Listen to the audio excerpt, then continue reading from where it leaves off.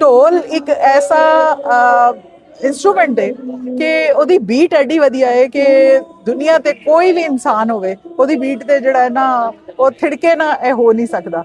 ਤੇ ਲੋਹੜੀ ਇੱਕ ਐਸਾ ਫੰਕਸ਼ਨ ਹੈ ਜਾਂ ਲੋਹੜੀ ਇੱਕ ਐਸਾ ਇਹਦੇ ਨਾਲ ਜਿਹੜੀ ਤਾਰੀਖ ਜੁੜੀ ਹੈ ਸਾਡੀ ਪੁਰਾਣੇ ਜਿੰਨੇ ਸਾਡੇ ਰਹਿਤਲ ਹੈ।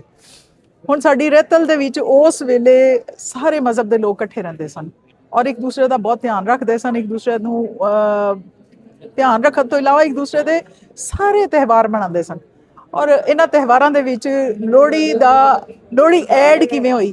ਲੋਹੜੀ ਐਡ ਹੋਈ ਜਦੋਂ ਦੁੱਲਾ ਭੱਟੀ ਨੂੰ ਡਕੈਤ ਕਿਹਾ ਗਿਆ, ਦੁੱਲਾ ਭੱਟੀ ਨੂੰ ਬਹੁਤ ਜ਼ਿਆਦਾ ਤੰਗ ਕੀਤਾ ਗਿਆ ਕਿਉਂਕਿ ਉਹਦਾ ਕੰਮ ਇਹ ਸੀ ਕਿ ਉਹ ਜ਼ਿਮੀਂਦਾਰਾਂ ਨੂੰ ਲੁੱਟਦਾ ਸੀ ਤੇ ਗਰੀਬਾਂ ਦੇ ਵਿੱਚ ਵੰਡ ਦਿੰਦਾ ਸੀ, ਆਪਣੇ ਜੋਗਾ ਕੁਝ ਨਹੀਂ ਸੀ ਰੱਖਦਾ।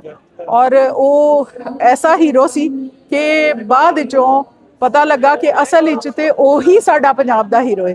ਉਸ ਵੇਲੇ ਕਿਸੇ ਜ਼ਿਮੀਂਦਾਰ ਨੇ ਹਿੰਦੂਆਂ ਦੀਆਂ ਦੋ ਕੁੜੀਆਂ ਜਿਨ੍ਹਾਂ ਦਾ ਨਾਂ ਸੁੰਦਰੀ ਤੇ ਮੁੰਦਰੀ ਸੀ, ਉਹ ਗਰੀਬਾਂ ਦੀਆਂ ਇੱਕ ਗਰੀਬ ਹਿੰਦੂ ਦੀਆਂ ਬੱਚੀਆਂ ਸਨ ਤੇ ਉਹਨੂੰ ਜ਼ਿਮੀਂਦਾਰ ਨੂੰ ਜਾ ਕੇ ਕਿਹਾ ਕਿ ਮੈਨੂੰ ਜਿਹੜਾ ਨਾ ਥੋੜੇ ਜਿਹੇ ਪੈਸੇ ਦੇ ਦਿਓ, ਮੈਂ ਕੁੜੀਆਂ ਵਿਆਹਣੀਆਂ, ਮੇਰੀਆਂ ਕੁੜੀਆਂ ਦੇ ਸਿਰ ਤੇ ਵਿਆਹ ਆ ਗਏ ਨੇ।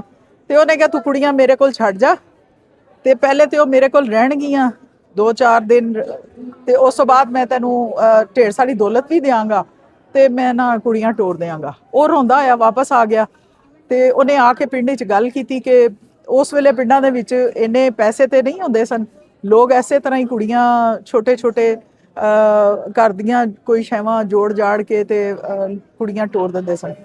ਉਹਨੇ ਆ ਕੇ ਘਰ ਜਿਸਲੇ ਗੱਲ ਕੀਤੀ ਤੇ ਗੱਲ ਜਿਵੇਂ ਪਿੰਡ 'ਚ ਕਹਿੰਦੇ ਨੇ ਫੈਲਦੀ ਏ ਤੇ ਉਹ ਤੇ ਜੰਗਲ ਵਾਂਗੂ ਹਰ ਜਗ੍ਹਾ ਤੇ ਫੈਲ ਜਾਂਦੀ ਏ।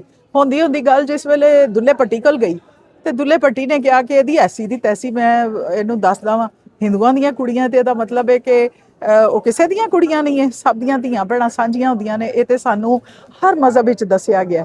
ਉਹਨੇ ਉਹ ਬੱਚੀਆਂ ਲੈ ਕੇ ਗਿਆ, ਉਹਨੇ ਕਿਹਾ ਐਲਾਨ ਕੀਤਾ ਉਹਨੇ ਕਿ ਮੈਂ ਲੱਗਾ ਵਾਂ ਇਹਨਾਂ ਦੀ ਸ਼ਾਦੀ ਕਰਨ, ਜੇ ਕਿਸੇ ਦੀ ਜ਼ਰੂਰਤ ਹੈ ਤੇ ਆਏ ਮੇਰੇ ਕੋਲੋਂ ਆ ਕੇ ਲੈ ਜਾਏ। ਉਹ ਇਹਨਾਂ ਨੂੰ ਲੈ ਕੇ ਗਿਆ ਜੰਗਲ ਵਿੱਚ ਲੈ ਜਾ ਕੇ ਉਹਨੇ ਬਾਕਾਇਦਾ ਇਹਨਾਂ ਦੇ ਮੱਚ ਬਣਾਏ ਔਰ ਉਹਨਾਂ ਦੇ ਇਰਦ ਗਿਰਦ ਇਹਨਾਂ ਦੇ ਮੰਤਰ ਪੜ੍ਹੇ ਔਰ ਕੁੜੀਆਂ ਦੇ ਵਿਆਹ ਕੀਤੇ। ਮੈਂ ਕਹਿੰਦੀ ਹਾਂ ਕਿ ਇਹ ਚੀਜ਼ਾਂ ਜਿਹੜੀਆਂ ਨੇ ਅੱਜ ਵੀ ਹੈ ਨੇ, ਥੋੜਾ ਜਿਹਾ ਤਬਦੀਲ ਹੋ ਗਈਆਂ ਨੇ, ਬਦਲ ਗਈਆਂ ਨੇ। ਲੋਕ ਅਜੇ ਵੀ ਦੁੱਲਾ ਭੱਟੀ ਵਰਗੇ ਬੜੇ ਹੈ ਨੇ ਔਰ ਬੜੇ ਕੰਮ ਕਰ ਰਹੇ ਨੇ ਔਰ ਉਹਨਾਂ ਦੇ ਕੰਮ ਜਿਹੜੇ ਨੇ ਉਹ ਨਜ਼ਰ ਵੀ ਆਉਂਦੇ ਨੇ ਔਰ ਕਈ ਜਗ੍ਹਾ ਤੇ ਨਜ਼ਰ ਨਹੀਂ ਵੀ ਆਉਂਦੇ।